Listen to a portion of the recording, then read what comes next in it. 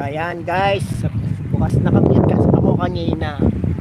Malakas kasi hangin eh, maririnig yung hangin. Eh yung hangin, chismosa yung hangin eh. Oh, ayan. Kita nyo guys, yung nakikita nyo yan, hindi yan akin. Lupa lang ng pinsan ko to. Kay Engineer Jojo yung nakikita nyo yan, sa kanya lahat yan.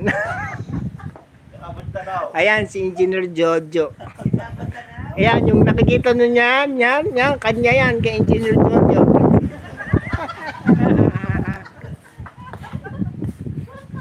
Pag kailangan yung munta rito, hinahanapin nyo lang si Engineer Jojo. Nakikita nyo yan, kanya yan. Kasama po yun. Ito, manager. Manager si Cha. Kasama po yan. Ayan po yung ano yan. Walang mag-uwi ng lobo.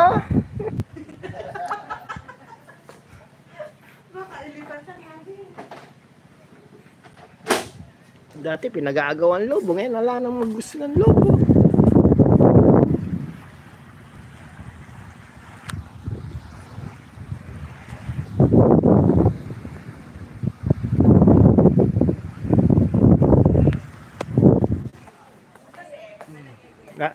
Gagala muna tayo sa lupain ko. Kasi ano ko nga pala, shareholder ako dito ni Kuya Jojo. Yung pagitan natin. Oo. Alika po. Alika po. Oo. Na, ako din, Para yan yung kumot, yung ginaganon ko sa ilalim. Para malupa yung... Pero ano? Matagal na yung gumana. Tapos may ano sila, meron sila na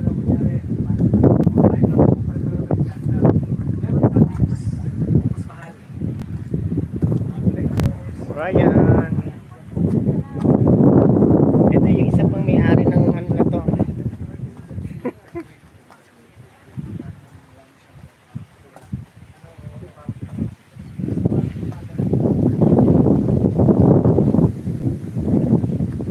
Eagles Camp sa Cabinte, Laguna. Ayan, dito. Inupahan ito. Nirentahan ng aking pinsan dahil nag-celebrate ng birthday at despedida na rin ng pinsan ko, ng pamangkin ko na pupunta ng Canada. Yan. Kita nyo yan, no? Exclusive lang yan sa amin. Exclusive. Yan. Kami lang ang tao dito, mga magkakamag-anak lang. Yon, doon yung isa kong pinsan, yung first cousin ko doon doon natulog. Tapos yung iba doon din. Ayan. Tapos may swimming pool. Hindi man nakalikot, napakalamig ng tubig kahit yung diyan sa malamig. Paglusong ko lamig eh. Suko din ako, lamig.